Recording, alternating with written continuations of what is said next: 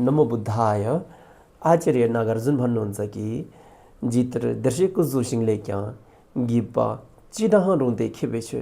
अर्थात् कि तथागत भगवान बुद्धको प्रतिमा काठ इत्यादि फलम माटो फाइबर या सुन चाँदी जे जस्तै चिजले निर्माण गरेको भए तापनि विद्वान ज्ञानीहरूले चाहिँ एउटै दृष्टिले एउटै भावनाले श्रद्धाको साथमा त्यस प्रतिमालाई चाहिँ पूजा आर्चना गर्दछन् भनेर भन्नुहुँदैछ।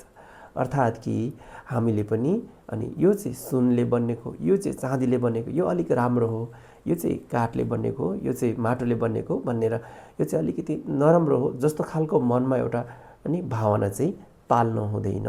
त्यस प्रकारको भावनाहरूलाई सबै मेटाएर चाहिँ जेही चिजको अनि प्रतिमा भए तापनि तथागत भगवान बुद्ध स्वयं नै हो भन्ने खालको एउटा दृढ श्रद्धा मनमा राख्नुपर्ने हुन्छ।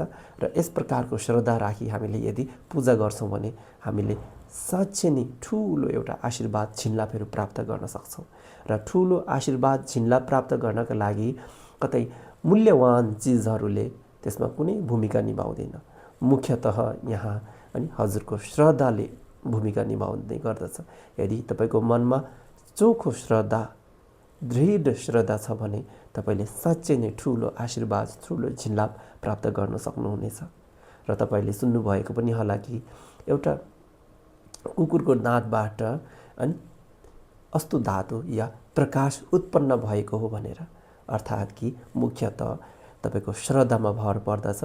त्यही भएर हामीले तथागत भगवान बुद्धप्रति एउटा दृढ श्रद्धा उत्पन्न गर्ने प्रयास गर्नुपर्ने हुन्छ। हस्त धन्यवाद, सबैको जय होस्।